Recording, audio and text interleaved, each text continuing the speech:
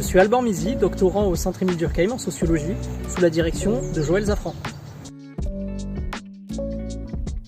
Alors je travaille sur Parcoursup et plus précisément sur l'épreuve de l'orientation et de la sélection qui passe par cette plateforme. Donc pour ce faire, j'étudie ce qui se passe devant et derrière l'ordinateur. Devant l'ordinateur, c'est les lycéens, les lycéennes, ceux qui sont candidats. Donc je les revois plusieurs fois à intervalles réguliers pour suivre un peu leur aventure de Parcoursup. Derrière l'ordinateur, c'est ceux qui classent, les commissions d'examen des vœux. Et au-delà de tout ça, il y a des acteurs intermédiaires, donc les psychologues de l'éducation nationale, les conseillers d'orientation du privé, les enseignants du secondaire, les commissions de recours aussi, et puis évidemment les parents. Donc Parcoursup s'adosse à des conceptions en termes de mariage stable. En gros, le but, c'est de créer des appariements optimaux entre un groupe d'offreurs et un groupe de demandeurs. Ça s'appuie aussi sur le concept d'optimum de Pareto qui revient en gros à prendre en compte également les préférences de chaque candidat ou de chaque formation. Alors ça, c'est sur le papier. Dans les faits, ça se passe pas tout à fait comme ça. Alors premièrement, sur Parcoursup, on a des listes d'attente. Elles sont souvent inévitables, elles sont très longues et elles sont très anxiogènes.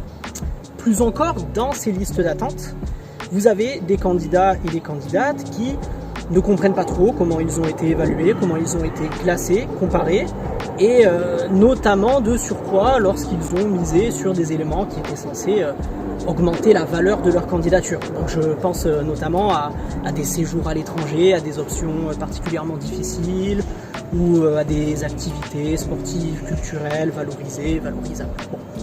Tout ça, ça peut conduire parfois à un grand désarroi lorsqu'ils reçoivent leurs résultats, pour eux et aussi pour leurs parents, parce que Parcoursup, c'est aussi une affaire de parents. Alors en sociologie, vous trouvez énormément de travaux sur Parcoursup, mais plutôt peu de travaux de sociologie compréhensive. C'est-à-dire que vous allez trouver énormément de statistiques, de rapports, d'études qui vont montrer par exemple le côté ségrégatif de Parcoursup.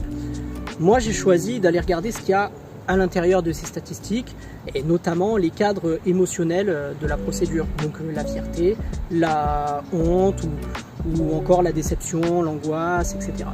Il faut dire aussi que quand la réforme est présentée en 2018 par le gouvernement, on nous promet une transition du secondaire au supérieur plus juste, c'est la fin du tirage au sort, donc la mise en avant du mérite.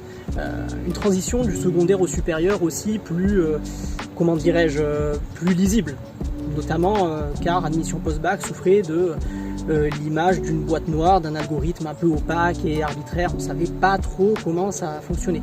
Donc somme toute, d'une orientation du secondaire au supérieur moins stressante pour tout le monde. Bon.